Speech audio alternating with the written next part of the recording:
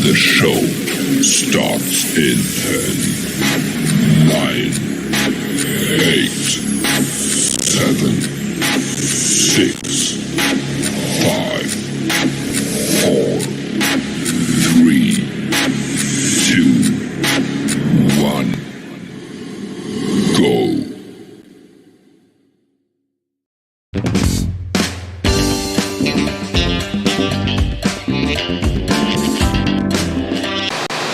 Like, you know what? Us women with kids, we know how to hustle.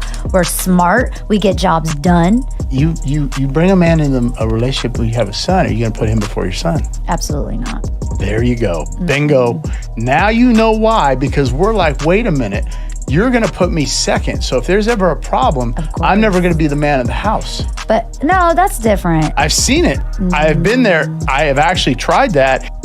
We found a student who's passed 3 classes in 4 years and is ranked near the top half of his class. This coming June is when Tiffany France thought her son would receive his diploma. But after 4 years of high school, this mom just learned her 17-year-old has to start over. He's been moved back to 9th grade. Why would he do 3 more years in school? He didn't fail, the school failed him. She thought her oldest son was doing well because even though he failed most of his classes, he was being promoted. Why? Why? Okay, so you gonna break up with me because of my son? I was trying to teach him right from wrong. Man, give me this gun. Dog. She just need a little guidance, man. Like, don't. That's a petty reason to break up with somebody. I ain't gonna lie. How? Oh, why over a 10-year-old? Over a 10-year-old. Over a 10. Okay. Dog, he bad. That's not no reason to break up with nobody. I can't do it no more. In the first year, Caitlin Clark will earn $76,535. In the second year, Caitlin Clark, the number 1 pick, will earn $78,066. In the third year of her contract, she'll get $85,000, and in the final year, she gets $97,000. Right. Okay, so the number 1 draft pick in the NBA. Yes. A number 1 draft pick, first year, $10 million. $10 million, $76,000. Yeah, that. Why we not talk? Well, let's talk about it.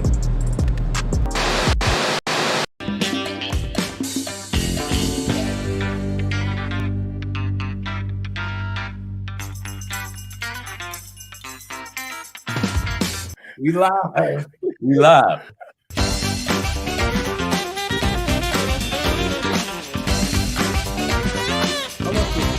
Yeah.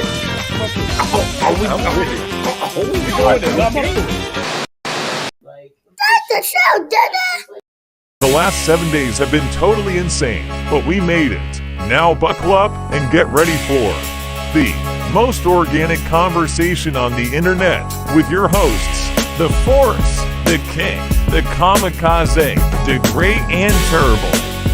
Up to it, down to it. Pour a glass and talk some trash. Welcome to the show, and thank you for tuning in. We hope you have a good time tonight right along with us. Don't forget to like, subscribe, and tell a friend. Let's go up to it.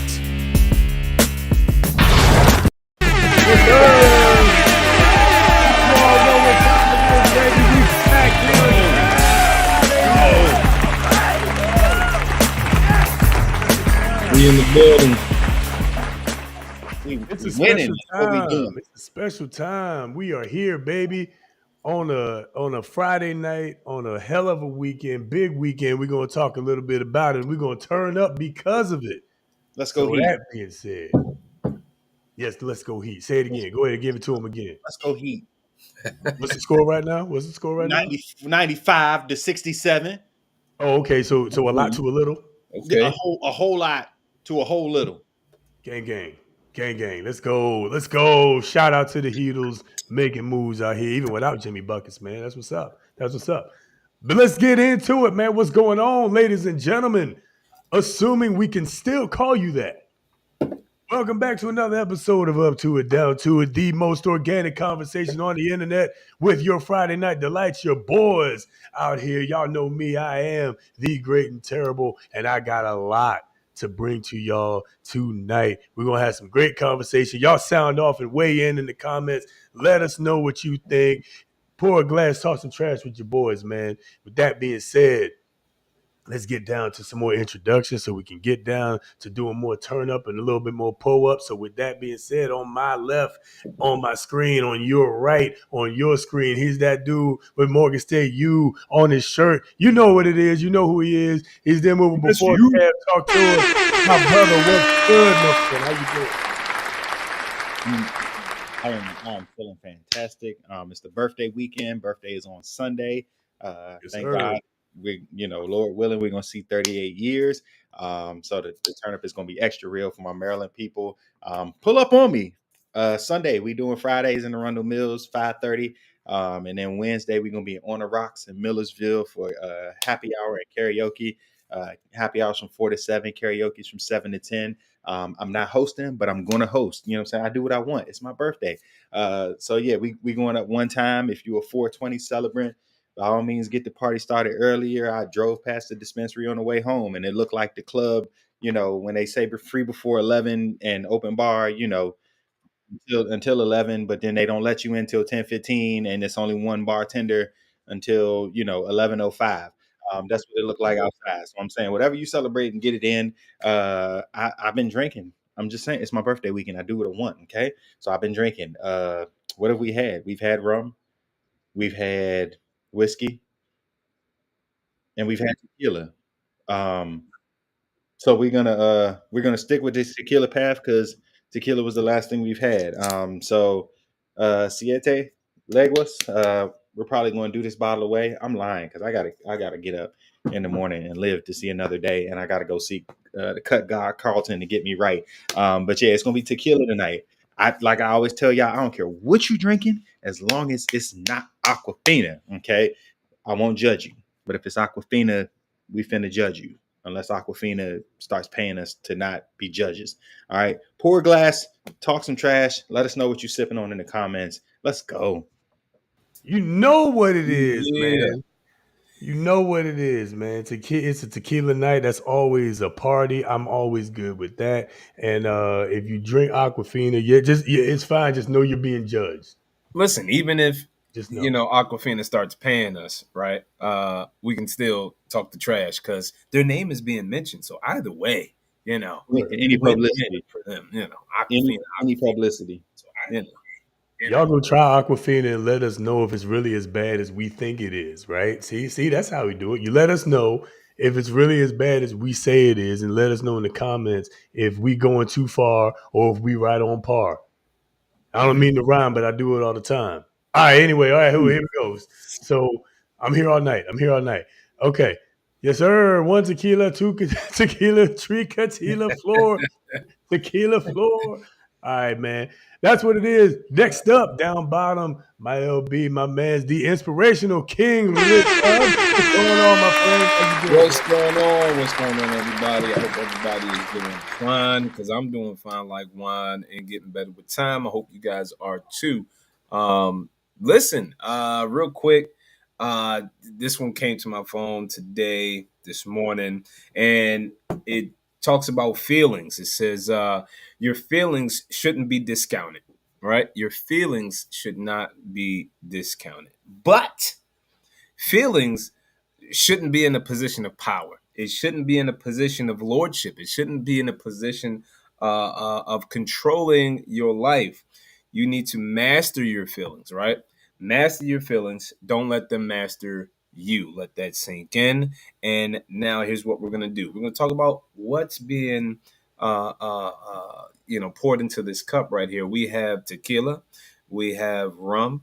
No, we don't have rum. It's tequila and vodka. Now, that's the one piece I'm missing is the rum. I wish I got to go back out and restock on the rum. So when Kev said rum, I was like, oh, that's right. I meant to go back out. Now, this is actually being chased with, if you haven't had this yet, I don't know if the light is not hitting it right or it's too, you need to check this out because this right here is golden, okay? White cram peach. Check it out. It's golden. You need to get that as a chaser because it's glorious. And then, of course, as we continue on, I'm going to finish off my birthday gift. Shout out to our whiskey drinkers, the good old faithful Jack Daniels. That's probably going to get done tonight. But welcome. Come on. Tell a friend to tell a friend because we're about to have some fun tonight. And also, for those that are probably feeling like how I look, I'm going to try to, look, I'm tired, okay? It's been a long week. It's been a long 3 weeks, 4 weeks, right? I told you guys the story last week. It's just, it continues. But this too shall pass, right? Listen, we're going to have some fun. So stay tuned. Tell a friend to tell a friend. Let's get into it, baby. We're going to have some fun. Let's go. Let's do it, man. Let's do it. Let's do it. And I hear in the comments, for example, that Dasani is in fact worse than Aquafina. I'm not sure how you get worse than that.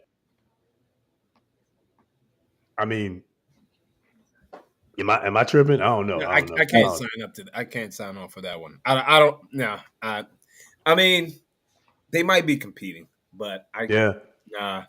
For me, they both fighting for last place. Yeah, most definitely. Yeah, it's pretty trash. Yeah. And Nestle one is pretty trash too.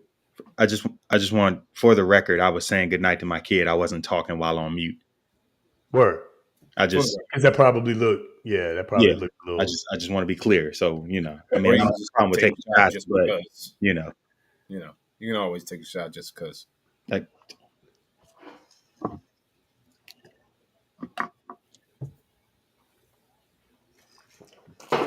Oh, and this Old Faithful peach parmesan, peach parmesan. Yeah, that's right. That's right. Old Faithful is in the glass. And shout out again, as pre-mentioned, to 420. If you see clouds in the background, you know what's going down. All right, enough of that. Let's get down to business, man. We got a couple things to talk about. Listen. We've been bringing them up a lot because they've been in the news a lot, and so we're going to have a little bit of a discussion here. We're talking about the WNBA again because they are one of the hottest things in sports right now, mainly because of this year's draft class. What happened? We getting buckets. That's it. Oh, okay. That's what I'm talking about. That's what I'm talking about.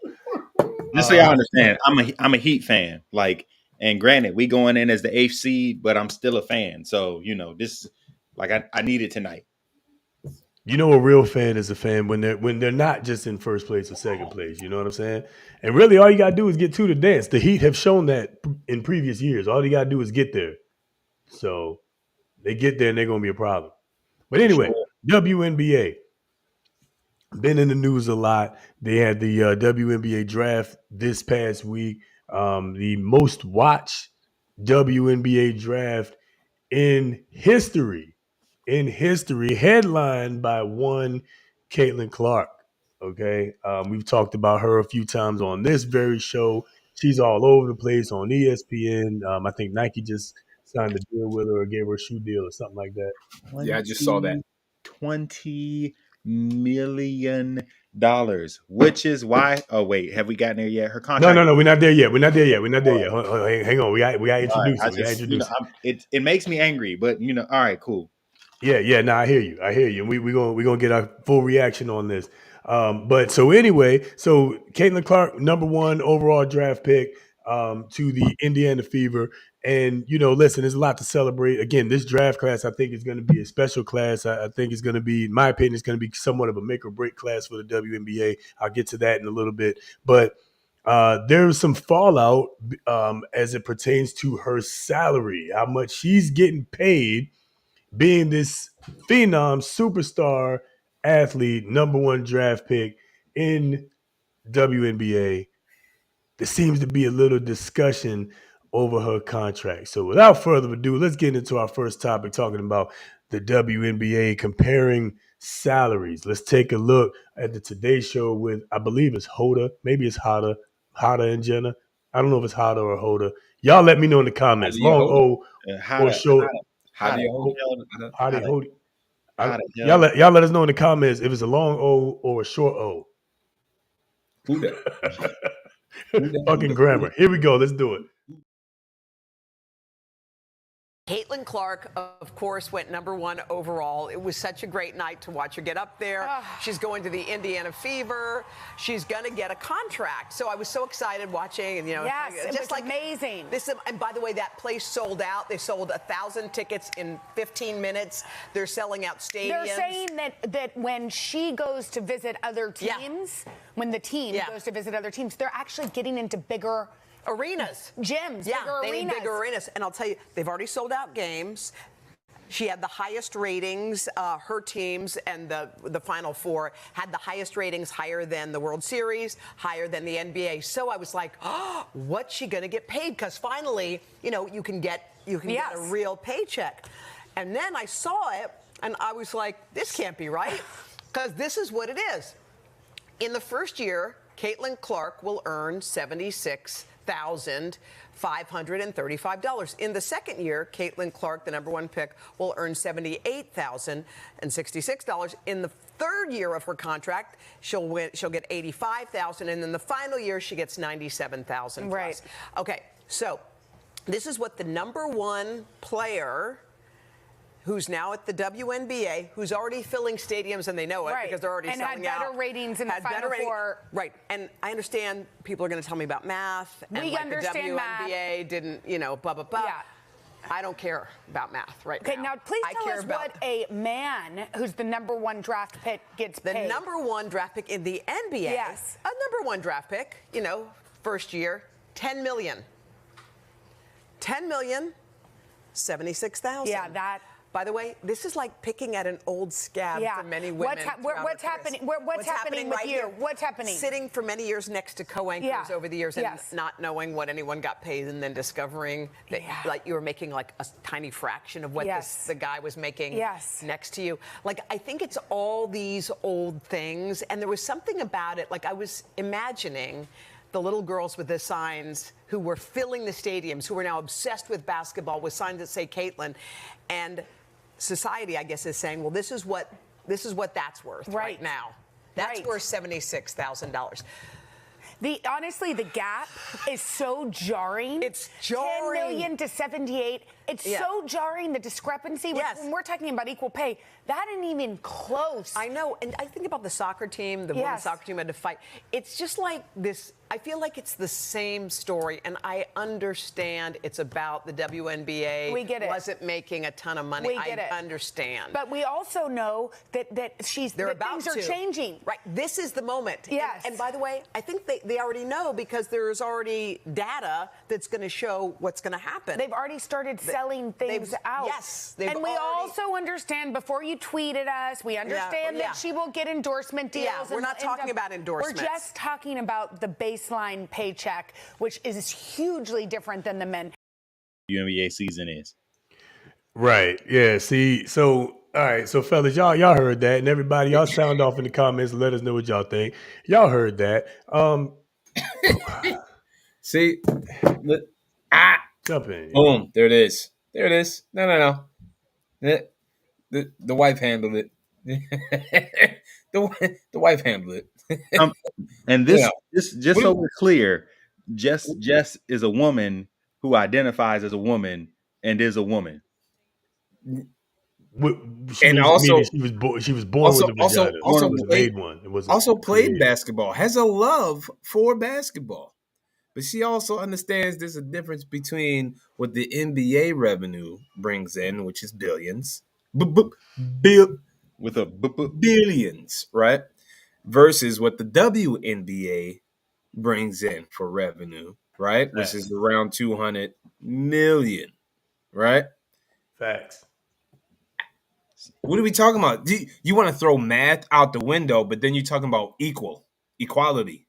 That's a math problem. I mean,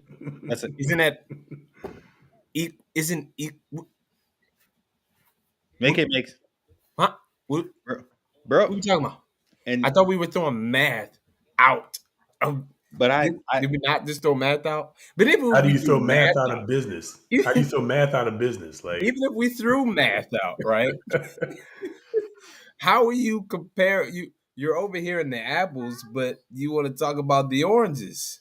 Bro. Like, stay in the apples. Like, in the realm of WNBA, Yeah, that sounds about right. Like she's getting what she's supposed to be getting. As far as WNBA contractual money, I mean, I would be upset if the WNBA. I would be highly upset if the WNBA brought in billions of dollars and their players were getting paid what they're getting paid right now.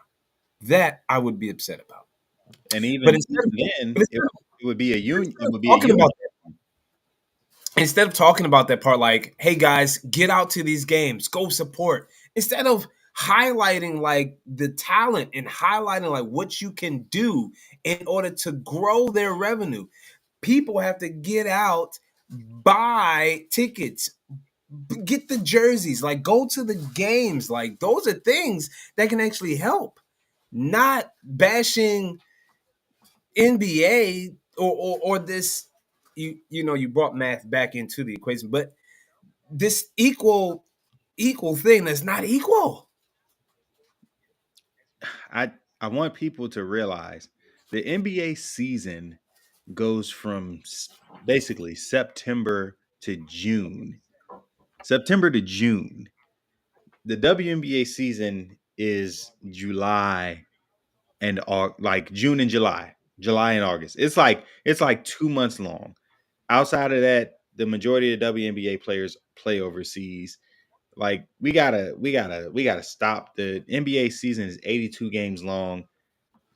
WNBA, they play 25, 27 games like before the playoffs. Like it does not compare in that way. And to what Rich said, and actually I want to go back. At a point, the NBA was operating at a deficit. And if it were not for the likes of Larry Bird and Magic Johnson basically saving the NBA would have never turned a profit. The WNBA has operated at a loss until ding, ding, ding, you had players who garnered an interest in the game. Asia Wilson, Kelsey Plum, Candace Parker, you know what I'm saying? And for what it's worth, we've been watching since Cheryl Swoops and Lisa Leslie and the likes of them, Tina Thompson, like when the Houston Comets was running the WNBA, like been a fan, but they were operating at a loss.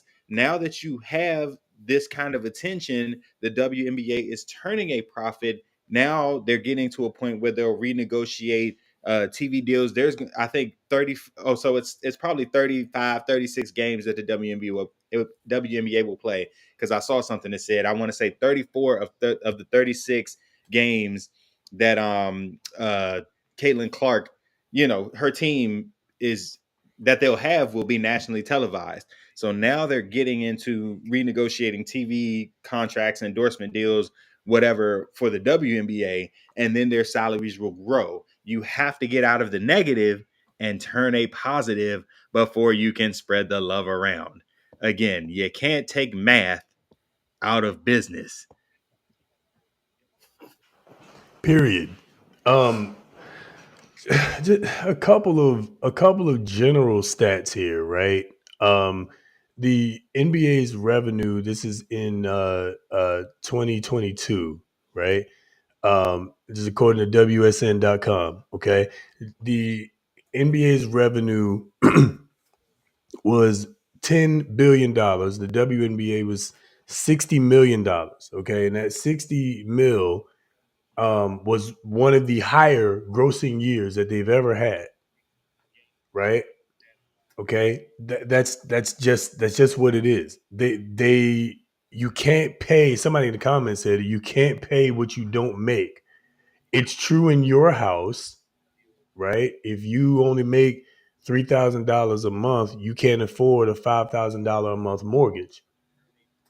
You know what I'm saying? It would be silly for you to go and try to get a $5,000 a month mortgage. This is the same thing, essentially, that people are asking the WNBA to do with these contracts. We're essentially asking them to, without turning a profit, increase the revenue. And the irony is that that's exactly what has happened. The WNBA has not really turned a profit in really the majority of its existence, yet player salaries have gone up. on average. So the interesting thing is they haven't made the money yet. The salaries are going up, and that's the problem. You can't. It's not a gender problem. I just want to clear this up. This is not a gender problem. It's a math problem. You don't make the math out. revenue. You don't throw math out. No, but that's the thing. I'll say it. I'll say it on this side. I said it backstage. It would be these silly women that want to take math out of the equation, right? Of course, we want to ignore the math part. The math is the important part. The math is the most important part. Of course, we want to remove the math part. Well, yeah, let's remove the most important thing so I can be right. Get out of here. Of course, the math is important, and the math isn't mathing. It just is what it is. They can't afford. Oh, you already said it in the comments. Okay, they can't afford to put on 82 games. They don't have enough viewership for 82 games. This is the first time they've had high viewership. And then the other side of that is this: we don't know how long this is gonna last. I hope it goes. I hope it goes for a while. I said before that I think Angel Reese and Caitlin Clark are gonna be essentially the Magic and Bird for the WNBA. I do think that this is a turning point for them. But we also will see, because there are cult-like followings in college basketball. So that goes along with some of the ratings. You have a phenom in college basketball. We had something that we have never seen before, right? Playing in college basketball, this being the likes of Caitlin Clark, right?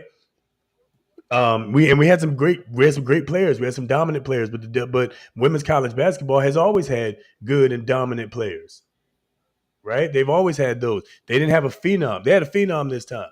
College basketball, there's money involved, there's gambling and brackets, all that good stuff.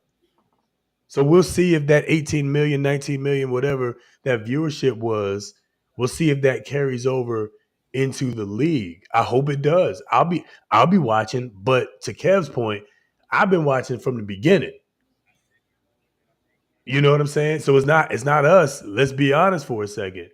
No, that's not true. Oh, I'm sorry. I just saw something in the comments. This statement right here is not true. Yeah. Women do not support the WNBA heavy. That's not true. If it were true, then the WNBA would be turning more of a profit. Well, no, she was saying that women support the NBA. But the NBA. I'm sorry. I thought it said WNBA. I'm sorry. I read that wrong. The NBA because they're trying to get chose. Right. I'm sorry. My bad, Liz. I read that wrong. My fault. That's on me. But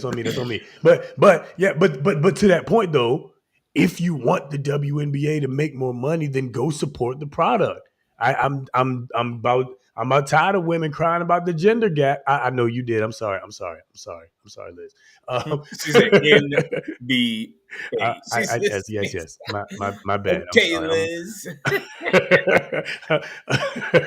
But the reality is that even still, like, if you want the league to make more money, then you got to go support the league. You got to go to the games. They're not going to make the same kind of money because women don't go to the games, because even women, when they watch basketball, prefer to watch the men play basketball. I'm just saying.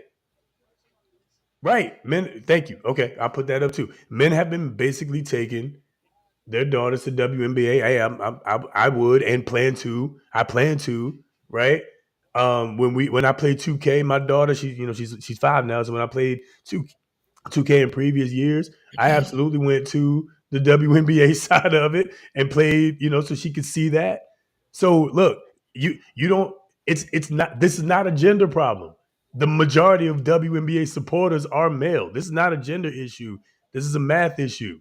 If you want them to make more money, then go support the product. Go buy the jerseys. Go buy the shoes. Go watch the games. Go on a girls trip and go to a game. Buy a luxury box.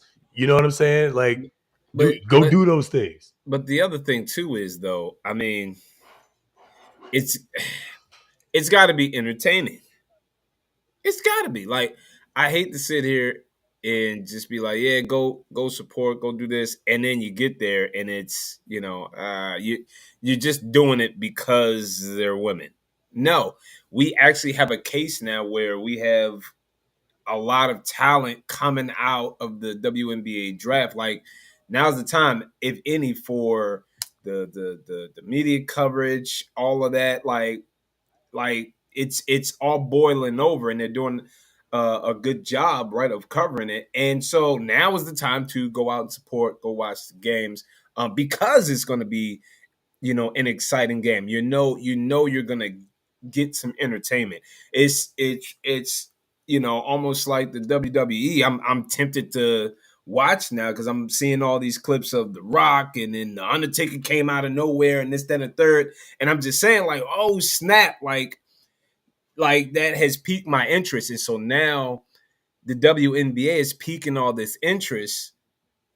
Go, Lower the rims. Go get You the need to ticket. lower the rims. You know what I'm saying? They need to lower the rims. They need to lower the rims. And look, here's what I'm saying real quick. The main reason I say that is, again, the majority of WNBA supporters are men, and men keep making suggestions on how to make the WNBA more entertaining. One of those being lower the rim. We're making suggestions on how to make the product that we are supporting more than women are more entertaining. And every time we make a suggestion about how to make it more entertaining, y'all want to shut it. Y'all want to shut that down. That's crazy. Instead of talking about how to make like that. In my opinion, but the problem is they're talking about equity, not equality. Equality is what's happening. They're making or not making money, and they have equal opportunity to do so. What they want is equity. What they want is an alimony check, like women's soccer got. If they wanted equity, they would lower the rim. They would do all those things because, right, equity means, right, if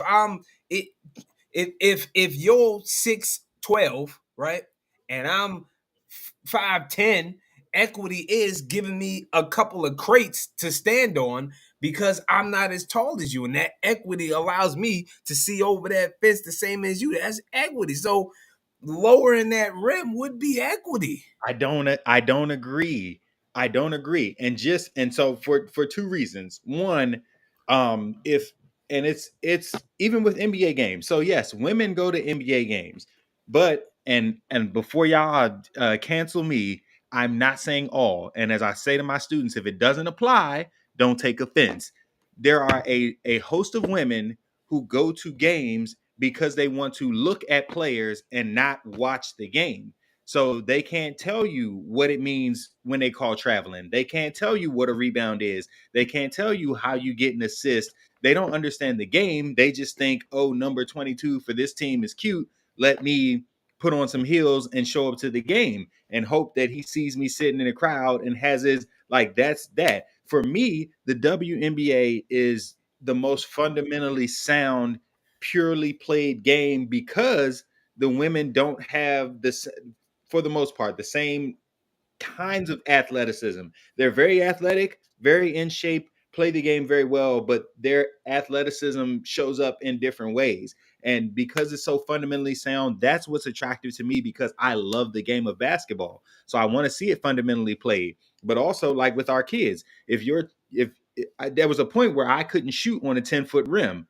I kept shooting at a 10-foot rim so that I could learn to shoot on a 10-foot rim. I don't want WNBA players to get their rim lowered for that very reason, that they've been shooting on 10-foot rims their entire life. Like, now you're asking them, for a person who's taking 1,000 shots a day at the same size rim, the same amount of feet away from the same, like that, you're asking a host of people to do something different than what they've been doing. No, they've got to grow up to the game. Caitlin Clark didn't always shoot 30-footers, but now she does. She had to practice that. Now they're looking at her the same way they did at Steph when he came out, and they're going to look at her in the WNBA the same way. When we saw Sabrina Ionescu, even when she went up against Steph, they said she was going to shoot from the WNBA line. She ended up shooting from the NBA line. They absolutely can do it. So I don't want to change it because they can. I know we want to see them dunk more, but I love their fundamentals. Fundamentals don't sell tickets. Here's the thing. No, wait, hold on. And case in point is the San Antonio Spurs. Right? No, they're selling tickets. It took them some time. They had to win multiple championships because they were still considered a small market team for quite some time, even though they played great fundamental basketball. They won more often than not. But if you weren't they weren't a high market team for the longest time, despite their fundamentals. All I'm saying is, at some point, to Richard's point, you got to have more entertainment. I don't think that Can they shoot on a 10-foot court? Yes. But also, can they retrain themselves to shoot on a 9.5-foot court? Also, yes. Can they train themselves to shoot on a 9-foot court? Also, yes. I don't know how low we do it. All I know is the average height in the WNBA is 6 inches shorter than the NBA. So it stands to reason to lower the rims about 6 inches. In the same way, the WNBA basketball is smaller than the NBA basketball. You know what I mean? I don't see an issue with that. And honestly, if they added that element to the game, I think more people will watch. I think they overall get more eyes on the product. So yeah, they have to change themselves. They have to make some adjustments. Yeah, but that's also what you do as a pro. I also think it would have to go back be up before the WNBA. I think it probably have to go to it would probably have to go with the college game or something like that too. So I think it's I say it, but it's really in my. If I'm being truthful, it's like it's in my mind. I'm like, all right, it's a little too late because I'm pretty sure this is not 2024 is not the first time it's come up. I mean, this is probably going all the way back or maybe since conception. So I'm saying it as in, yeah, way back when that idea came about, but equality. But I'm looking at a chart here, right, that says the height of different, the height of a basketball rim. Right. And it's based on age. Of course, once you get to 6th grade and above, you're shooting at a 10-foot court or 10-foot rim. So of course,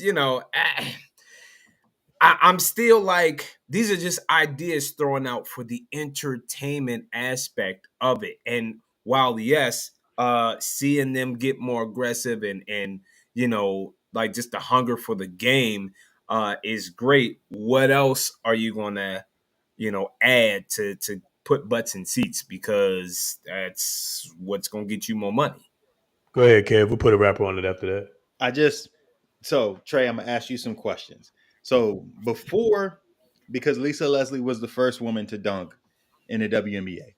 Before she dunked, what was the complaint about the WNBA? They can't dunk. Okay, so after they still can't dunk. But stay with me though. So after she dunked, did more women dunk? Yeah, a few. Okay, so and what's the complaint about their dunking? What do you mean? What's the complaint about the dunking? It's like 5 of them in the history that have. But I'm saying, but every time a woman dunks, what are the general comments on social media? I don't know. I don't watch social media. I don't know. Then I'll stop asking questions and I'll tell a story. So tell it. When before Lisa Leslie dunked, they said women couldn't dunk.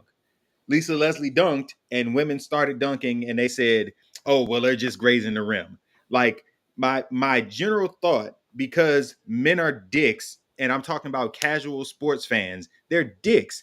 They'll never be satisfied, even if you lower the rim, because then that'll be the complaint that, oh, well, they lowered the rim to 9 feet. So, of course, they'd be able to dunk is lower. Like, you're never going to satisfy the casual fan who doesn't appreciate the game. Instead of them running with it, hey, this is what we asked for. Now that it's happening, this is exciting. It's going to be, oh, well, it's still not what a man can do. So, and y'all know, I don't think they're trying to find those people though. I think they're trying to attract people who are staying. Right, they're not going to try to attract the trolls. They're trying to attract people that are interested in the game. Well, I think those are more trollers than, and you're going to have those, but it's like you got to have that Mamba mentality or that Jordan mentality where it's like you gotta, all right, guess what? But you watching me though. But you watching me. So thank you for your viewership. So it's more of an attitude that they would just have to switch it. Now, again, like I said, I think it's too late for them to lower it in a professional regular season. Maybe they do something entertaining though. That includes, like, what was that? They got I saw it. I can't remember the name of it though. It was like a 1-on-1 and it was, female, and it was like a competition, and they had young ladies out there that was cooking with the handles and one, and then like what are you going to bring to the table that generates more income, regardless? Like, if that's the biggest complaint that we're hearing right now is this WNBA pay versus NBA pay. But what are the solutions? I don't hear any solutions coming from that side, though, that are complaining about the pay. So that's my biggest thing. Like, I told you, the solution is to get an alimony check like women's soccer did. Regular season, I don't think, hey, keep it at 10 foot, whatever, because, 6th grade and up, they're already at 10 foot. So unless you're going to go and change that aspect. But if you had something else, like somewhere, where it's entertaining and brings in more revenue, that's what you got to be focused on, WNBA. Yeah, I don't think it's that deep. I think it's not that big a deal to retrain yourself. It's not that big a deal to retrain yourself, especially if that's going to get more eyes on your product and it's going to actually give you the money that y'all bitch about. So, in the end, that's what it is. Because if you're not going to make the adjustments or whatever the adjustments are to, get more eyes on the product, then fine, stop crying about it. Because like I said, otherwise the solution is that you just want an alimony check, like women's soccer got from men's soccer. And if we're being honest, the NBA already kind of gave them an alimony check when they were subsidizing them for however many years. So,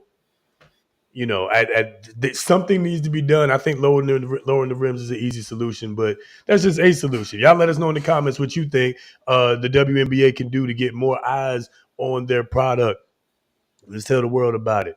All right. Speaking of which, let's get to this next thing real quick. This is a viewer submission I want to get into, and this will kind of tie us in to the headline topic as we keep going. So let's take a look at this real quick. This is a viewer submission from somebody just like you who slid in the DMs and said, talk about this. So we're going to talk about it. Here we go.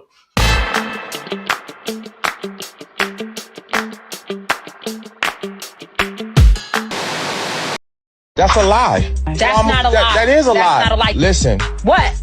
There's not a lot of good men who want y'all. There's a lot of good men out there where the good man at? Like they hiding under a rock or in a cave. They everywhere. They at the gas station. They at Costco. They at the bank. They walking right past you and you don't show up on their radar because of the way you are. They're going to walk right by you. Your pretty face ain't going to go too far because everybody's pretty. That's a prerequisite. So if that's all you got to offer, we not looking at you. There's plenty of good men. They just don't want your ass. I ain't never heard no woman say, I know I ain't shit. She'll say, this man ain't shit. He ain't shit. He was bad. He was bad. But for the most part, every woman think they're a good woman. What makes you a good woman? Who's auditing that you're a good woman? You are auditing yourself. Why don't you ask your exes what they think? Because all your relationships diminished and ended in turmoil. That's a lie. Wow. All right. Well, that's quite a subject matter from the viewers. So let's go ahead and get into it, man. What do y'all think about what you just saw? Are there good men out there? Or are they the good men hiding in the tree? Is what my brother was saying, that they just don't want some of these women out here? What are y'all thoughts, man?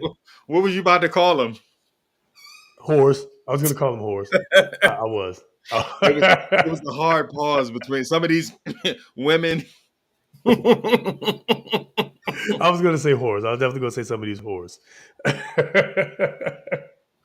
But I mean, hey, let's be honest for real, man. We want to smash whores. We don't wife whores. I'm just saying. All right. Anyway. Oh my. Oh. What are y'all thoughts, man? You gotta call it like you see it. And it's, I know we've touched on this bring to the table conversation on multiple occasions, but it really it really is that. And there are, and again, it's not our viewers, it's not the women in the comments because they're perfect. But you have too many women who say like being pretty is enough, or they may not say it, but they think it, like being pretty is enough. Keeping myself up is enough. Like, having a following is enough. Like it's not. None of those things will sustain a relationship. And wildly enough, like I had a conversation with one of my coworkers today, and she, talked about she was asking about like what what do you consider a Proverbs 31 woman? Like, what do you see as a kingdom-minded man? Like, everybody has to have some quality to them. And we're talking about non-aesthetic qualities. Like being handsome it's nice, but it's not a quality. Like being pretty is nice, but it's not a quality. Like it's almost a given because you want to be attracted to the person that you're approaching in that way. But like, what are your qualities? Like, how do you treat people? What do you think of yourself? Like, what is your faith based in? Like, those are qualities. And if those don't exist in a woman, you're not a good woman. You're just a pretty face, which is something completely different. And I think that's what he was getting at. Like everybody's pretty to somebody. What else? Yeah, I think also, what he was getting at was like it's just, it seems to be, if we're talking about like the balance, like it just always seems to be off, like especially when it comes to the female versus male. It's like so much is expected of a male versus again, in the mind, this is just like what it seems to be, right? So much is expected of the male. Is not only do you got to be over 6 foot, not only do you have to have money, not only do you have to have like this and this and this and this and this, but it's like that's that constant thing that's like, is that like men always got to be like, oh shoot, I gotta. But then on the other side, it's like, well, I fit the bill, I'm it, But like he was saying, who's doing the auditing? Like, are you auditing yourself? Like, and I think that's missed a lot of times. Who's to blame? Social media, society,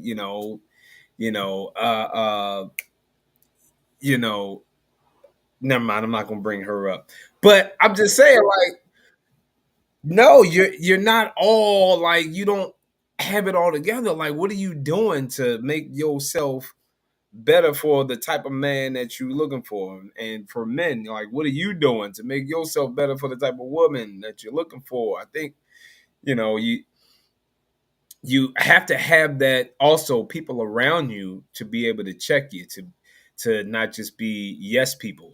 Some people get rid of those people that check them, that say, hey, whoa, time out, you ain't all that, or time out, you need to fix this, and they get rid of those people. I think you need to have those people around you that can check you, and you have to be able to accept that critique. You got to be able to accept that critique. So I think he was spot on, like, and you could see the look on those ladies' faces, like, ooh, like he was talking real. He was that was real talk.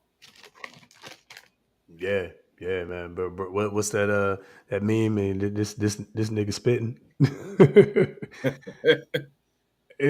I mean, yeah, he was. I don't.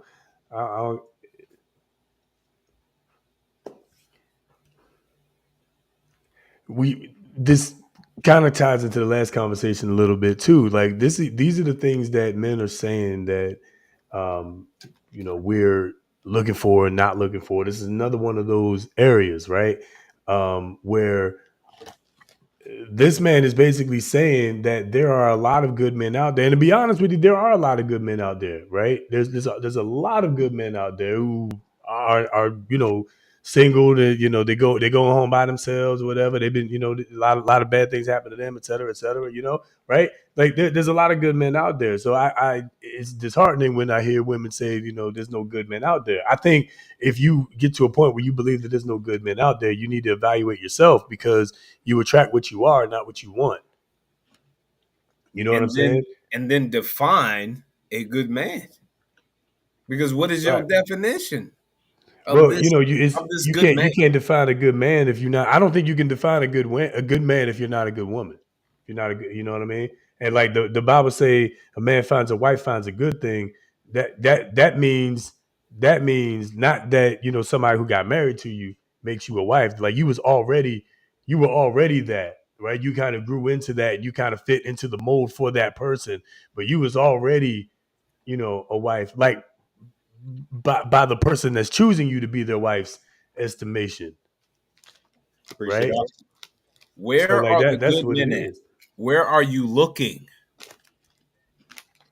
Who are you allowing into your life? Are you allowing good men into your life?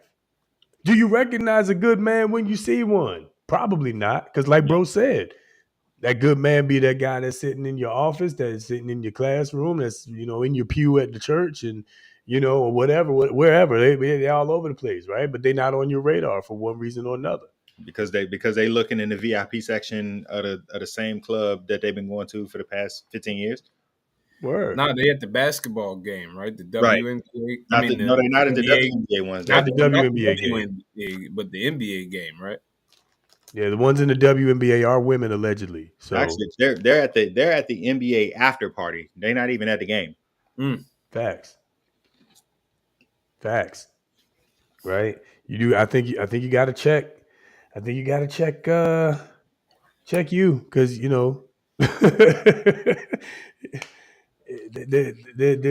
there's something, if you can't find it, there's something about you that's repelling them, right? And I say the same thing to the guys too, right? Like, I can't find a good woman. There's something about you that's repelling good women. I don't know what, but there's something about you that's repelling the good women. Because I hear it too. Well, and it's like it. I hear it. It's like, where the good women at? Well, where are you looking? Where are you looking? I think that in itself, though. But then also here's a question: what woman doesn't consider themselves a good woman?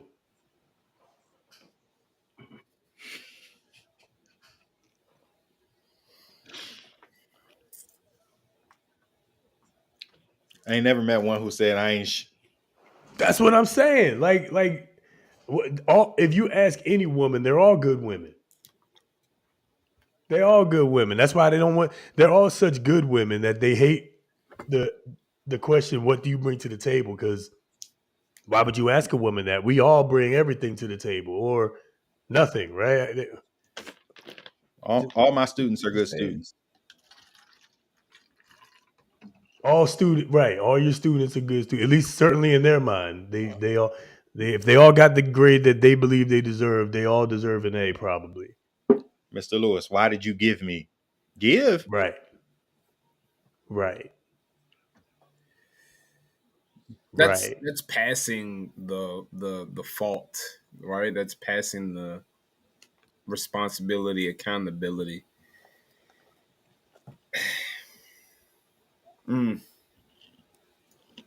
Y'all going in the comments? Okay, let's talk about it. All right. Let's. What y'all think? Top down or bottom up? What y'all think? Giggity. Bottom up. Yeah, bottom up. Giggity. Bottoms up. All right, here we go. Out here attracting unattractive reflections of self or trauma bonding. Neither of which will end well and will lead to the perception that no good is out there. That's exactly right. Because you attract what you are. You know what I'm saying? That, like, there are certain types of people, certain types of personalities that repel certain types of people. You know what I'm saying? And then, can you recognize warning signs? Can you recognize red flags? Are you the red flag? Did you quit too soon? Right? Did you get out too soon? Did you ready? Stay in too long? Are you ready for that good man or good woman? Do you need to heal from your past trauma? Because some people just sit and wait instead of working on themselves until it happens. They make the same thing. Facts. If you were the same person you were for your next as you were for your ex, you ain't done no work. That's right. Are these cards? You still the same you. You ain't grown. You ain't changed or nothing. You want everybody. You want whoever it is to take you for who you are and just accept you for who you are. Like, you ain't got to make no changes. Like you ain't got to do no growth. You ain't got to do no self-reflection, no introspection, nothing. Just accept you as you is. I don't know that that's right. I don't know that that's right. Y'all let us know what y'all think, man. Keep letting us know what y'all think. We got to get to one other one real quick. I believe surrounding yourself with people who fit your goals and have like minds. But keep in mind that you have to be of substance in order to attract substance. Again, thank you, Lady V. You attract what you are. You are what you or eat. what you allow. You are what you eat. Giggity. Wait a minute. That part. Cause what? That's why I get a full beard here. Yeah. We're moving on. No. We're not doing this. We're moving on. Next topic. Oh my God. Get y'all shots ready. Get y'all shots ready, man. I try guacamole. Roll it, man. Get us out of here.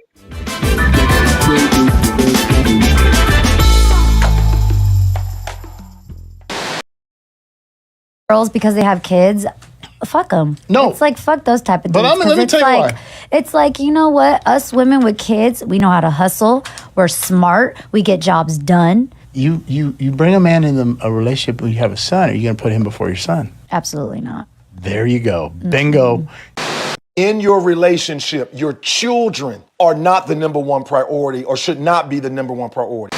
Now you know why, because we're like, wait a minute, you're going to put me second. So if there's ever a problem, I'm never going to be the man of the house. But no, that's different. I've seen it. I have been there. I have actually tried that. Big facts.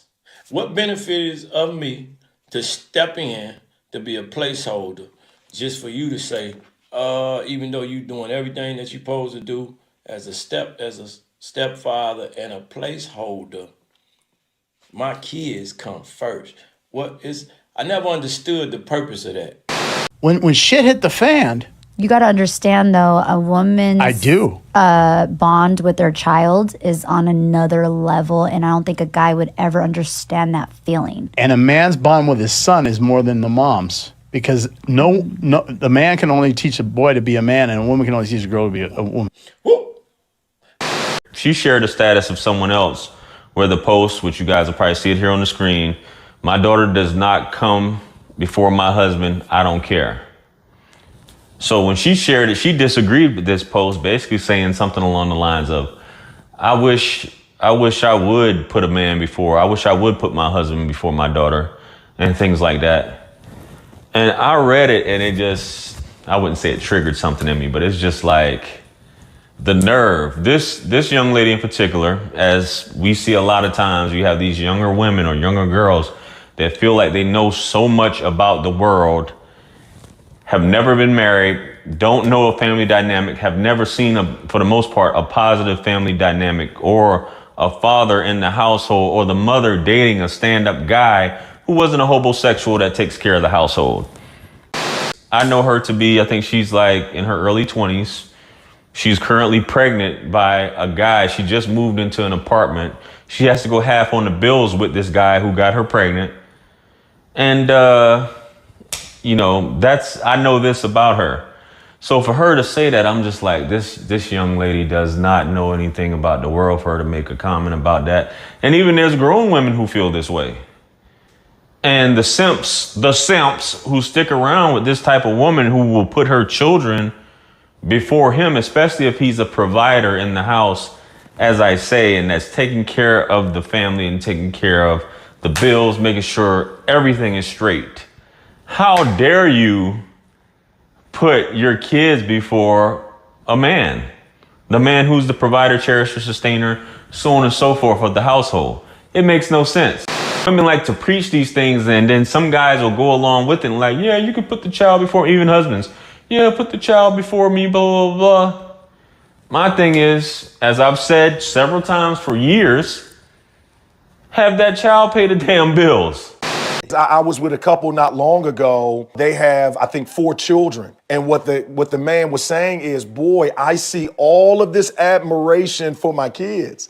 I see all of this love for my kids. But when it comes to me, she don't have no more bandwidth because she's not paying enough attention. And ladies, our children matter. Our children are important. I told you, I got 5 of them. But let me tell you something.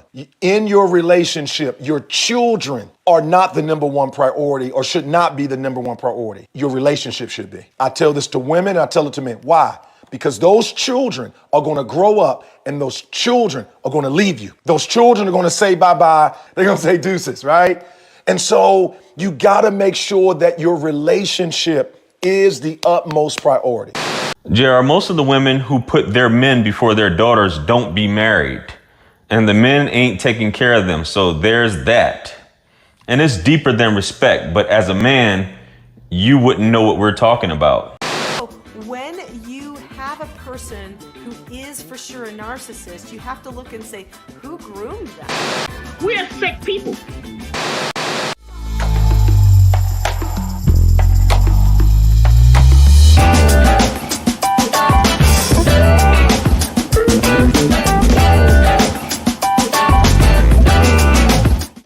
We're working for the future, because working for the present, we ain't making no progress.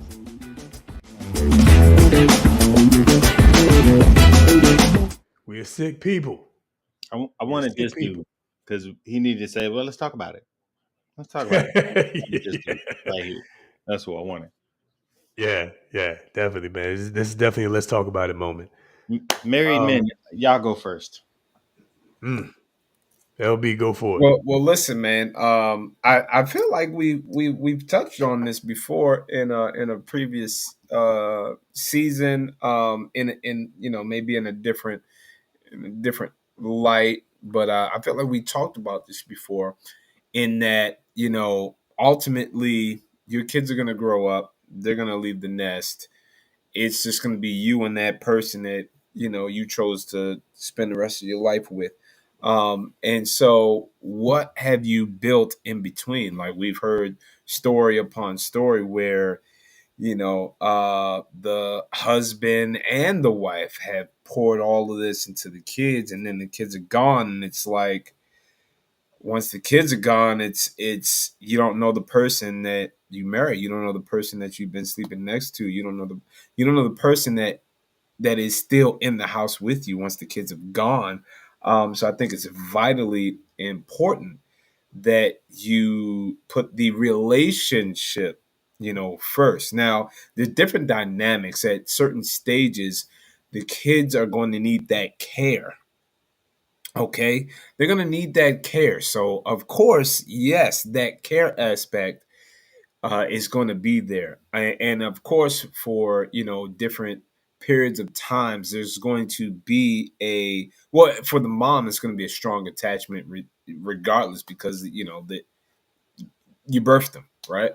But there's going to come a time where, for the males, the fathers are going to take over and now groom, the males, or where, the mom and daughter are now bonding. But then there's even that dynamic of the father-daughter bond, right? The mom and son bond. Like, there's different bonds there. But there's a difference between, again, that relationship, which I think is number one, that your relationship with your spouse has to be number one. And there's a difference between that care aspect, because for a certain period of time in that child's life, they're going to need the care and to be trained how to be able to take care of themselves. I can't wait for the day RJ can take care of himself. All right. But, for this period of time, we know that he's going to need certain things, but it's also important for us to make time for dates and make time for our relationship, so that's vitally important to put your relationship, at the top, whereas care is something different. And, it's a period of time. So,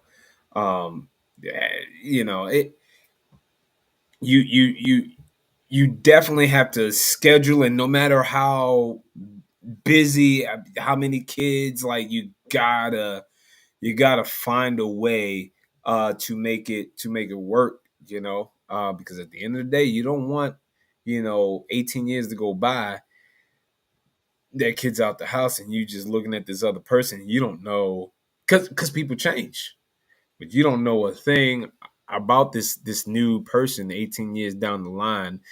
Their favorite color might have changed. What they like to eat might have changed. It's so many different aspects, and there's so many different nuances that can happen in the span of 18 years if you're not diligently putting forth the effort to continue to learn your partner, because people change. Facts.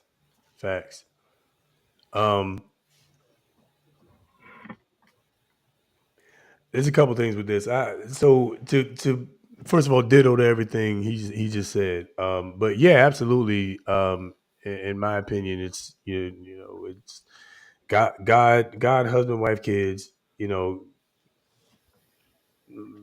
My wife has stewardship over the children. I have stewardship over the household. God has stewardship over us, over our family, right? And so I've said out loud, even to my kids, right? Yeah, I may have made you, but I chose her. Okay, right? It's true. I did make you, but I chose her. And in this case, I chose her to spend the rest of my life with before I made you. Okay, so that is where my devotion lies. And does that mean my kids are not important? Absolutely not. Again, as the brother in the video was saying, the kids are absolutely a priority, but my top priority is my wife, and I am and should be her top priority, right? Because then we chose each other. I chose her. I said, come along this ride with me for the rest of my life. She said, all right, bet. And so now here we are. Come along and ride Right. with me. Fantastic boy. Yeah. You know what I'm saying? So yeah, absolutely. I think the spouse should come first. And I think somebody that doesn't understand that is probably not ready to be a spouse, I would dare say. Is probably not ready to be a spouse, right? Another point that was made in the video, talking about women who already have kids, right, going into another relationship, and what authority your potential husband would have in your house with your children, right? In my opinion, if this is the man that you're choosing to also spend the rest of your life with, then at least as far as your house and your family is concerned, then he would have to have stewardship over that, because that's what you're choosing, right? Particularly in your house. Now, if you and her biological father, as you should, if you have your own rules and stuff like that, certain things, then he should respect that, right? But also that's his house, right? He's being the steward over that, and so on. You've got to respect that. So and I think a lot of times, and I don't know how many people do. I'm not a statistic, none of that stuff. And I know it's none of y'all, because all of y'all are perfect, y'all are dope, right? But I think a lot of times, there are a lot of women who believe the opposite, who believe that the kids come first, right? Who say things like, I ain't making him no plate, I ain't cooking him no meal. He can make his own sandwich. What I always say, I always say, all right, ladies, here it comes. It's the part where they get mad at me. All right, yeah, but it's the truth. When I say the things that men want above all else, is three things: sex, sandwiches, and silence. Right? I'm just saying, like that. Everything else is negotiable if you provide sex, sandwiches, and silence. Right? I'm just saying. Just saying. Okay. But there are women who are like, "No, I'm not. He can make his own sandwich, and I'm not. I'm not being quiet. And I'm not his sex slave, and so on. Hey, well, and my kids come first. Hey, that's cool. That you probably ain't ready to make the commitment, because when you commit to this man, you're committing to him for the rest of y'all life, in sickness and in health, for richer or for poor, for better or for worse, till death. Like that's, you know what I'm saying? Like that's what you're saying, and those words should mean something, I think. Lady V stole my whole entire thing, because I don't disagree with you all. I just want to take a different approach to it. Lady V. And it's that, in your relationships, you show your children what you want, like what you want for them, what you aspire for them to have.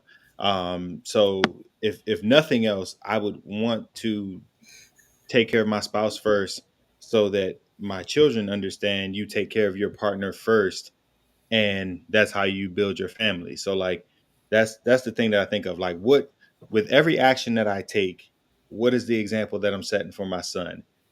So like there are certain things that I may not want to do, but I'm having him do them because they're important things. Like at Thanksgiving, we took flowers to his grandmother and his mother.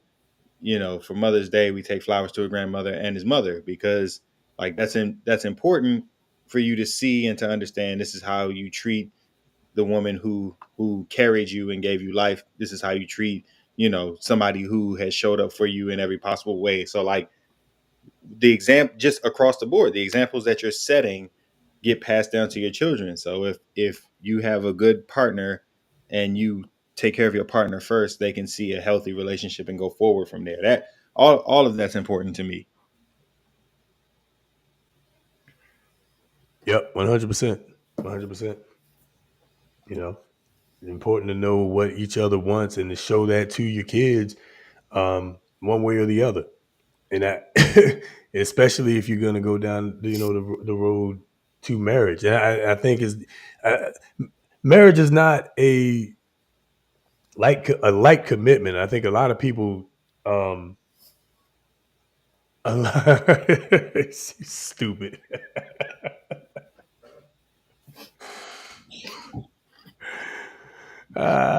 Silence probably literally no. Silence metaphorically, which is what I mean it as. Let me explain this. So y'all, I know some of y'all get mad when I say this, but trust me when I tell you, when like my wife is far from silent. Okay, like she's very, very vocal about what she wants. That's not what I mean. Like you just don't speak a word. What I mean is sometimes he needs space. Sometimes he needs quiet. Men want peace. We value peace and respect over love in your box.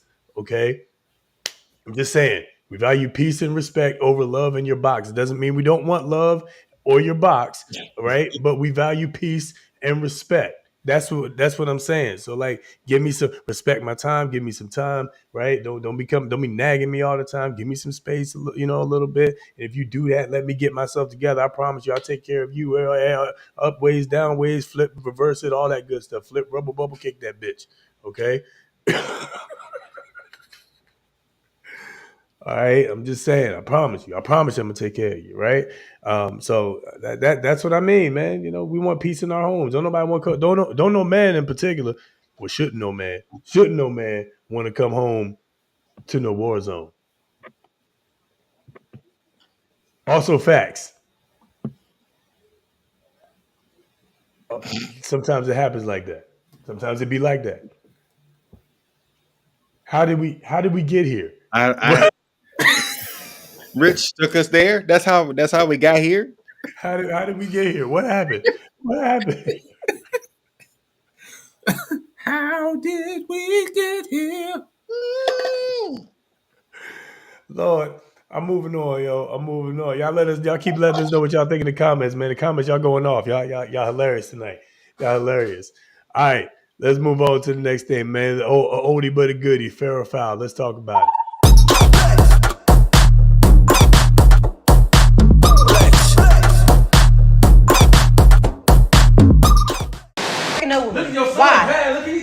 Why? Okay, so you gonna break up with me because of my son? I was trying to teach him right from wrong. Man, give me this gun. Dog. She just need a little guidance, man. Like, don't. That's a petty reason to break up with somebody. I ain't gonna lie. How? Oh, why over a 10-year-old? Over a 10-year-old? Over a 10. Okay. Dog, he bad. That's not no reason to break up with nobody. I can't do it no more, man. So you gonna throw? You gonna figure out that, man? I'm done. So you just gonna throw all these years down the drain? I'm done.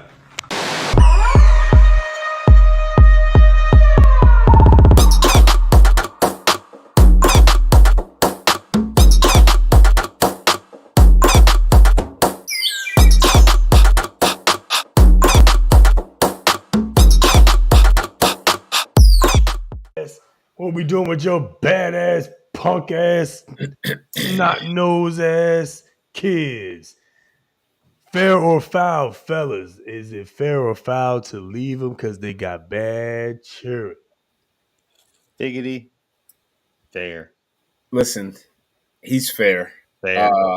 And here's the thing, right? Because although that video seems so fake, the situations are real and happens probably a lot more than we think.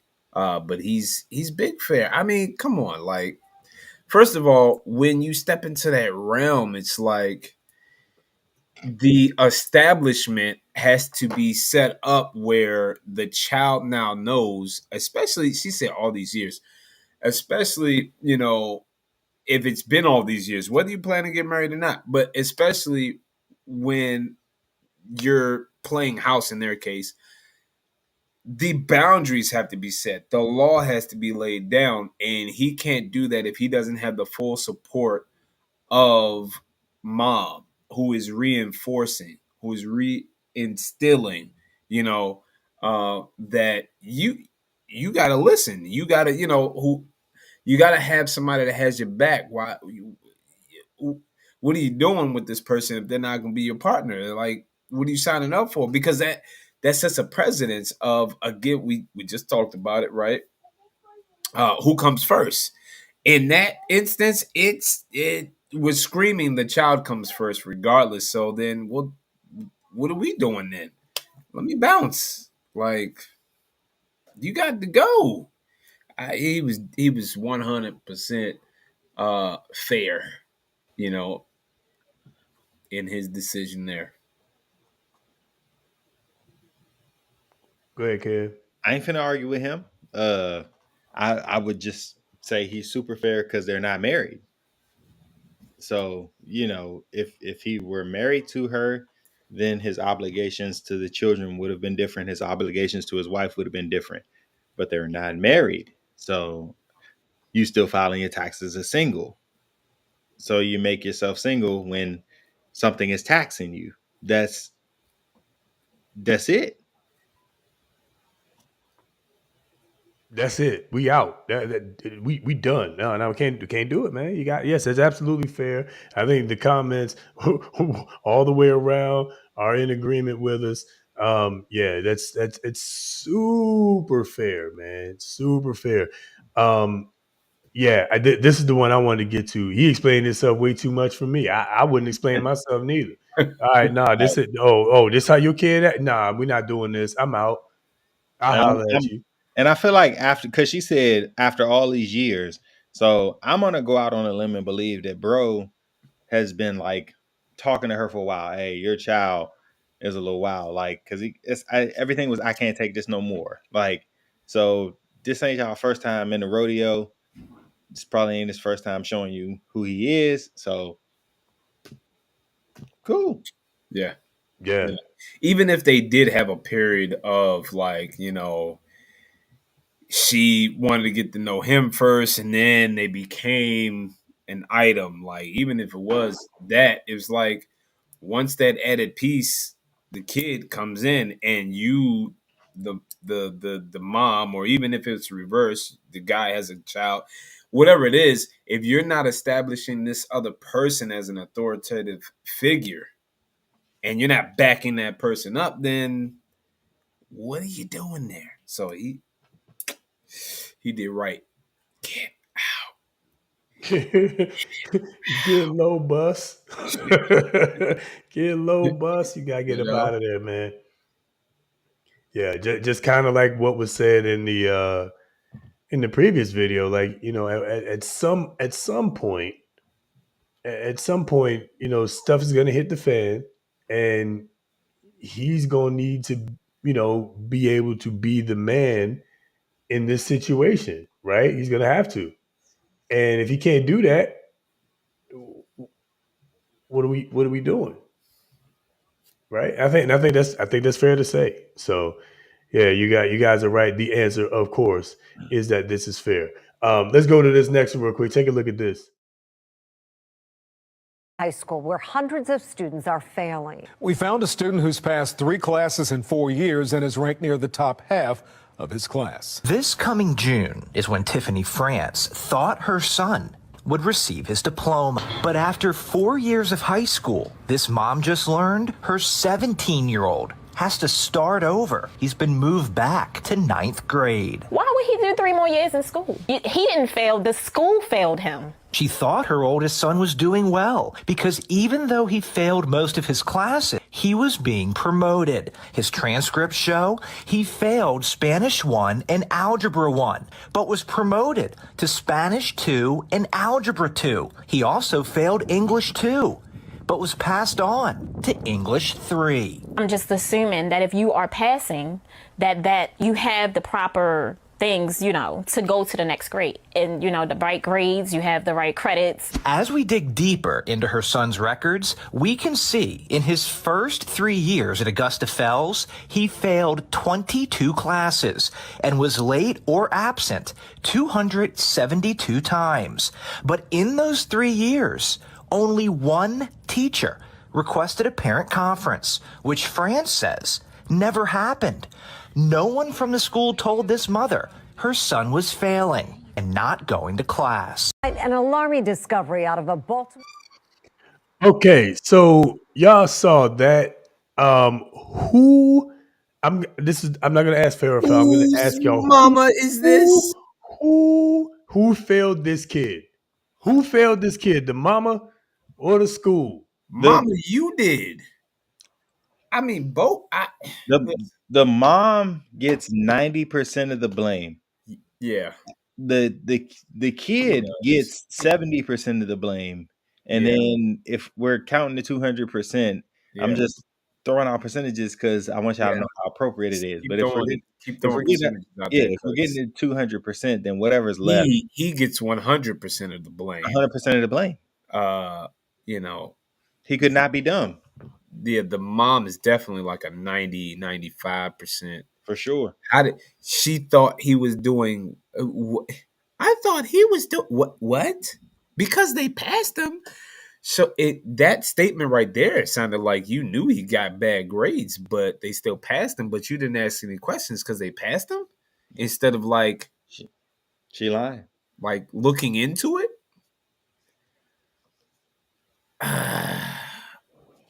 Yeah, I don't know. I don't know how you don't know that your kid is failing like this, right? I'm saying 100% mom, 75% the school, but definitely 100% the mom. How do you not know that? This is the problem, man. And Kev, you've attested to this a few times. How few parents are involved sometimes in their kids' life, in their schooling in particular, in their education. They don't show up for nothing unless it's a sporting event. Right. But yeah, so I know for our county and for what it's worth, the state, you have to pass English to pass the grade. So I don't think this story is being told the right way. He's not being held back 3 grades. He never got out the 9th grade. So, you know what I'm saying? Because mom, he's just been going to 9th grade for 4 years. You know what I'm saying? So because mom hasn't been paying attention to her child, she neglected the fact that he's supposed to be in the 12th, but it's still registered as a 9th grader because he ain't passed no classes and ain't got no credits.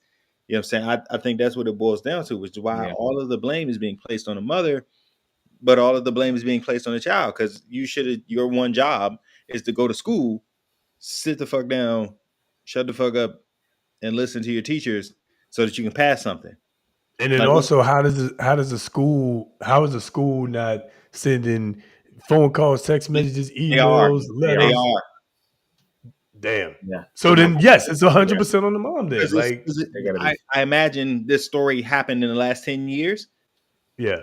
So for at least 10, every school system next to, like, in the system where they publish your child's grades, you can write comments next to individual assignments and on a report cards. So, like, the parents, the teachers communicate. You know what I'm saying? You got email blasts, you got whatever. Parents block school numbers. Parents block emails because they're so That's tired of hearing about crazy. their child.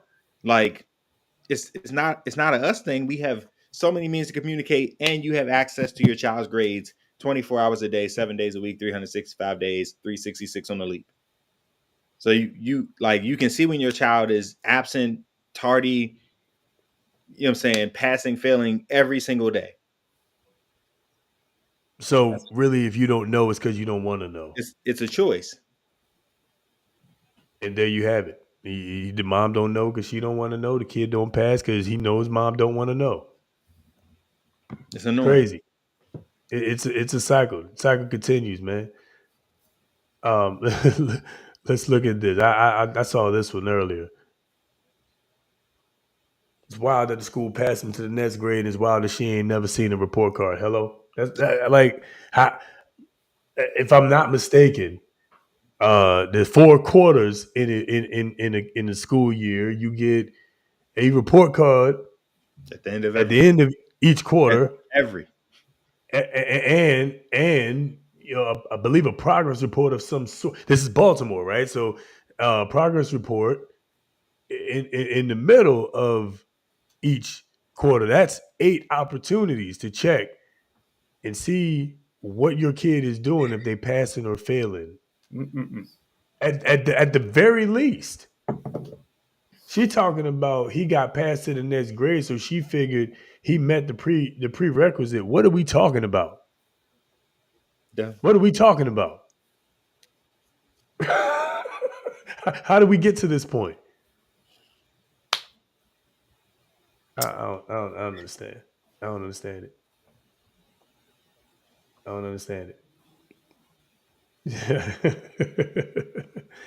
But if you check his transcript, it would read 9th grade, have a 17-year-old in a freshman class. Facts. Right now. Not now, but right now. right now. It's insane, man. It's insane. All right. We got one more. Is that it? One more? Yeah, we got one more. I want to take a look at real quick. Oh, I guess that's that battery's getting low. All right, cool. We live. It's all good. We making this work. Bam, shit. This one. Let's do that one. I think that's the right one. That's the right one. All right, cool. Take a look at this one. Yeah, I really felt she was the one for me, but I don't like her anymore. After 6 months of marriage, I can't breathe. Every time I come home, she's there. While dating her, I can leave her and just have my tiny studio apartment to myself. Being married to her makes me feel crowded. Everything she did before was so alluring. Her smile, her body, the way she smells, and now I just loathe her presence. I told her that I don't find her attractive anymore, and I think we should open the marriage. I was honest. I told her about a co-worker that I was flirting with, and that we want to see where it goes. Oh my God. Bravado. What? In the same convo, bravado. Laurie was furious. Furious. She then cried. The next day she said, variety can make us appreciate each other more. Laurie stopped coming home, and I thoroughly enjoyed her co-worker. Oh my God. Thoroughly enjoyed her co-worker. Thoroughly in caps lock. Wow. Like she's an aperitif. Bro. I thoroughly enjoyed her. Yeah, and that's... Jesus. That sounds like Hannibal Lecter. Bro. Then my mother called in tears. Oh my God. Telling me my dad left her for Laurie. No. I called Laurie. I was in shock. Her. Yep, I'm fucking him. I'm going to give your dad a son he can be proud of. No.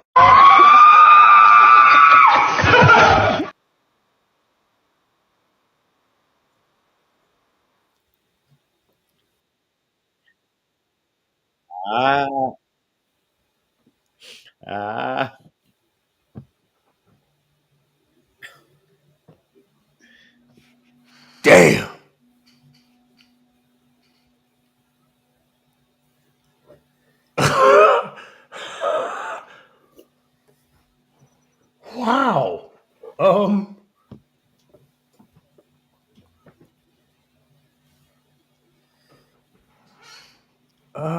Yeah. Yeah, yeah, yep. Mm-hmm. Mm-hmm. Mm-hmm.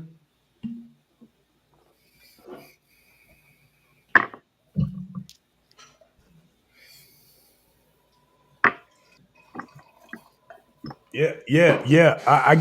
I got nothing. I need somebody. No, that's not true. I do got something. I'm sad that mom caught a stray. Yeah, because that's I'm sad that mom caught a stray because mom didn't deserve none of this.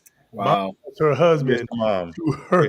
Cheers to Yeah, mom. cheers to mom, man. Mom lost her husband to her son's ex-wife. That's crazy. That's crazy. They should have never been married. Should never gave you niggas money. He should have never been married. If after 6 months you like loathe being in the house with your wife, there's something like you should have never been married in the first Like, place. You didn't want seriously. union. You wanted convenience. You wanted Shotgun wedding? We just maybe blind wedding? What is it? Should have never married at first sight?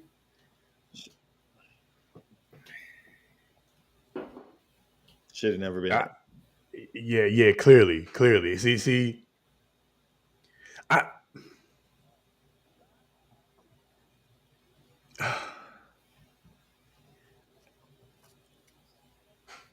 I'm sad mom caught a stray, but then if you think about it, man, was she so hurt that she went to the dad, or like, I mean, would you want to be married to somebody who has it in them to, to sleep with, dad? Yeah, I mean you don't, but some people's feelings for somebody are just that strong.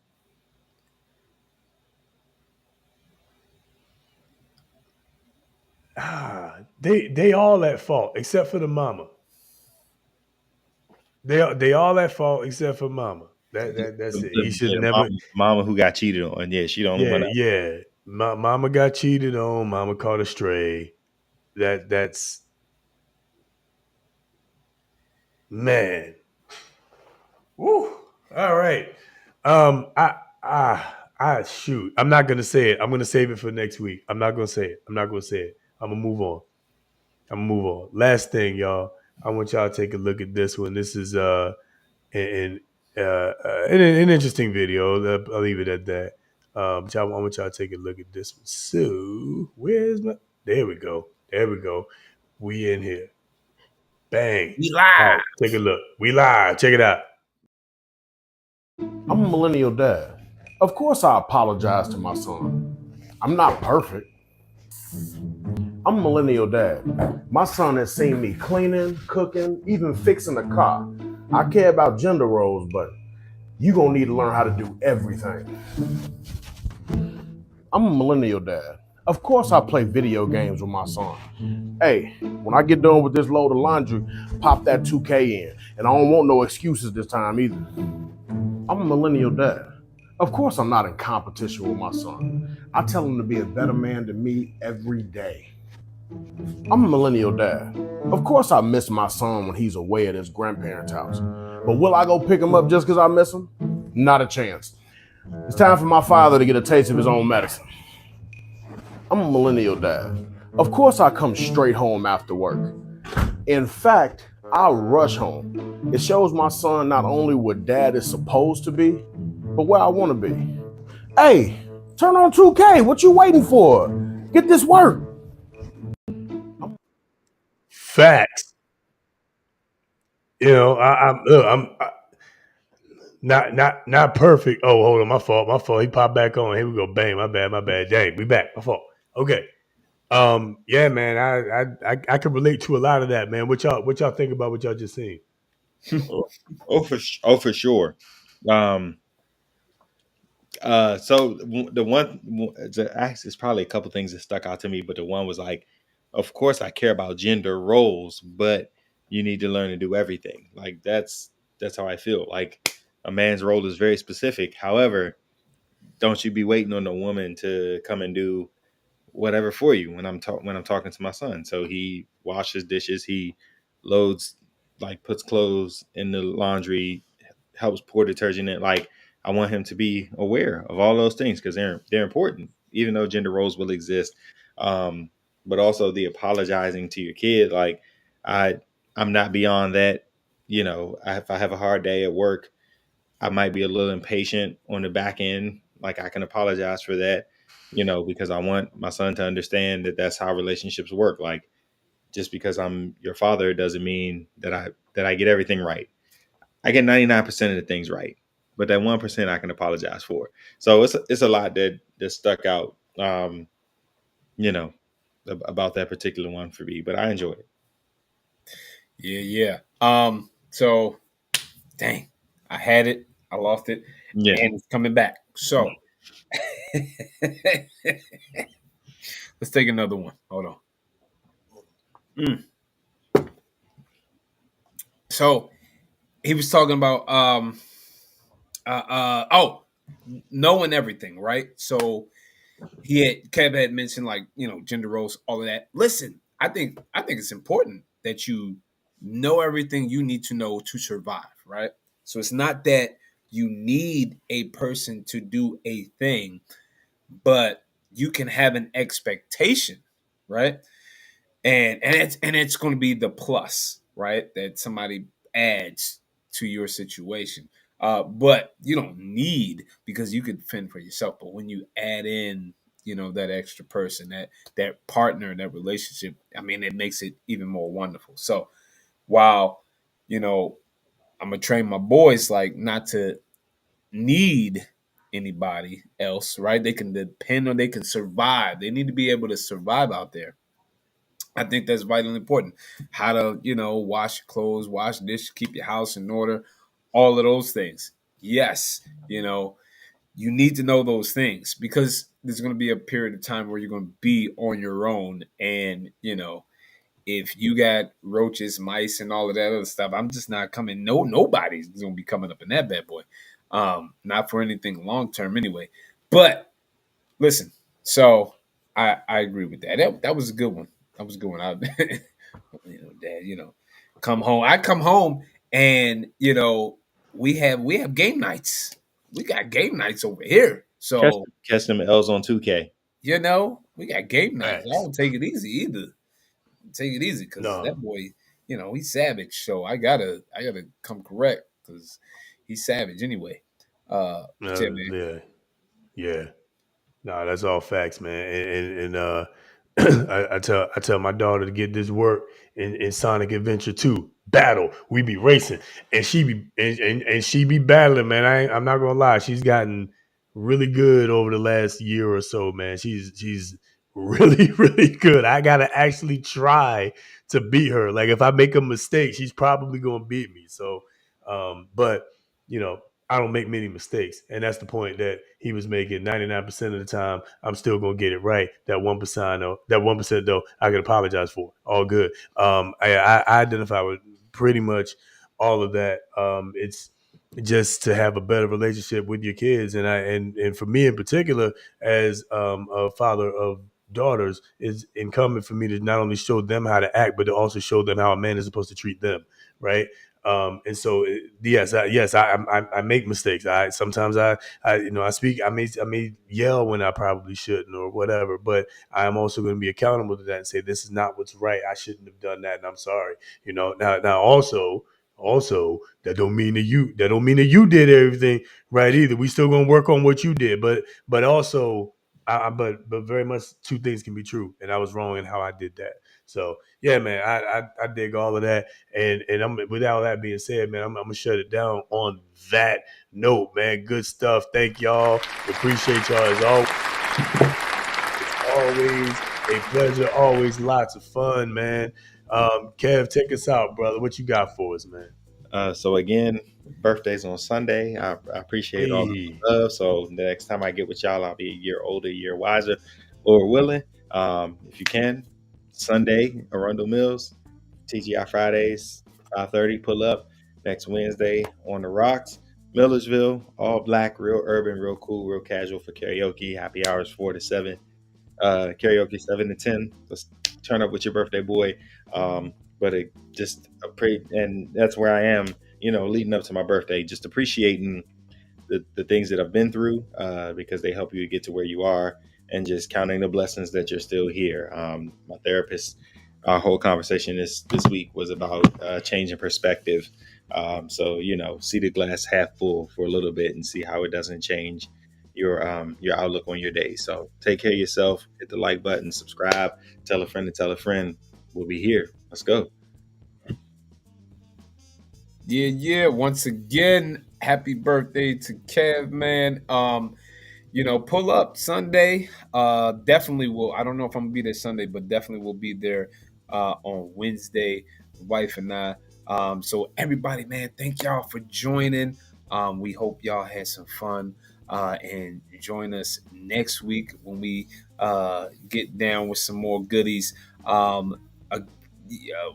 The thing I said in the beginning, right, about feeling, identify those things, identify those feelings, like take some time out and really dig deep, identify those feelings and master those feelings. And tell a friend to tell a friend, we here, we live, and we glad that you guys joined us. So thank y'all, for real. Round of applause to you. The best part of everything that we do, man, you guys, y'all lit it up in the comments. Man, we appreciate y'all. Continue to with us on this journey, man. We love having y'all. We love having this conversation. We don't got all the answers, but the only way we're going to get closer to all the answers is if we have some discussion, right? We got to have some discussion. We got to sometimes agree to disagree. We got to have some discourse. We got to be adults about this and have some conversations, right? So we can move on, move forward, and teach our families and our next generations what to do next, right? Hey, listen, all I'm going to say is, as I always say, keep your head on the swivel, keep your eyes wide open, believe none of what you hear and only half of what you see. Stay skeptical, stay informed, okay? There's a war going on out here, man. Don't give in to the hive mind, all right? Just don't do it. Don't do it. That's all I got for y'all, man. That's it. We appreciate every single one of y'all. We out of here, man. Thank y'all again for joining us. What happened here? What happened? There we go. That was wild. Okay. Anyway, yes, we out of here, man. We'll catch y'all next time. Next Friday, 9 o'clock. Like, share, and subscribe. Yo, baby.